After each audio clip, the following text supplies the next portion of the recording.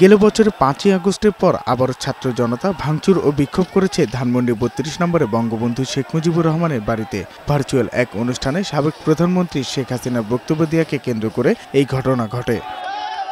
বুধবার রাত ৮টায় রাজধানী ধানমন্ডি ৩২ নম্বরে শেখ মুজিবুর রহমান স্মৃতি জাদুঘরের সামনে জড়ো হয় বিক্ষুব্ধ ছাত্র জনতা।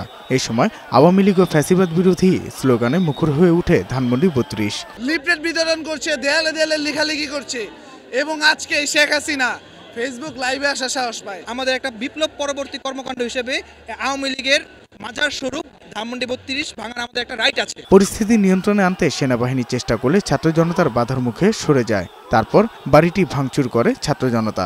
শুধু এই বাড়িটি নয়, ভবনটির প্রবেশ মুখে রাখা শেখ মুজিবের মুরালটিও ভেঙে ফেলে তারা। ওনার এই কথার জন্য আবার ছেলেরা জনতা জেগে উঠছে আর কি। উনি যদি না বলতো এটা হয়তো কিছুই করতো না, মিউজিয়ামই বানায় থাকতো আর কি। আমরা প্রতিবাদ করতে জানি, আমরা এখনো সবাই জেগে আছি ফ্যাসিবাদের বিরুদ্ধে। ভাঙচুরের পর আগুন ধরিয়ে দেওয়া হয় ভবনটিতে। প্রায় ঘণ্টাখানেক পর আনা হয় বুলডোজার। তারপর বাড়িটির বিভিন্ন অংশ ভাঙা শুরু হয়।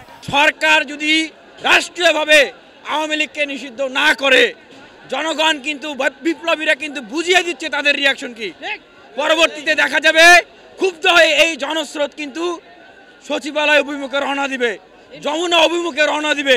এদিকে রাজধানী ধানমন্ডি ৫ নম্বরের সড়কে অবস্থিত শেখ হাসিনার স্বামী ওয়াজেদ মিয়া এর বাসভবন সুধা সদনে আগুন দিয়েছে ছাত্র জনতা। বুধবার রাত 11:15টার দিকে বিক্ষুব্ধ ছাত্র জনতা ভবনটিতে আগুন দেয়। গেল ৫ই আগস্ট আওয়ামী লীগ সরকার পতনের পর থেকেই পুরোপুরি খালি ছিল সুধা সদন।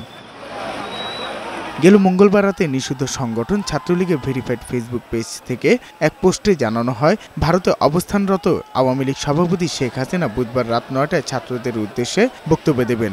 এই প্রেক্ষিতে ধানমন্ডি ৩২ অভিমুখে বুলডোজার মিছিল করা হবে বলে অনেক ছাত্র জনতা ফেসবুক পোস্ট দিতে থাকেন। সাজ্জাদুর রহমান, বৈশাখী সংবাদ, ঢাকা।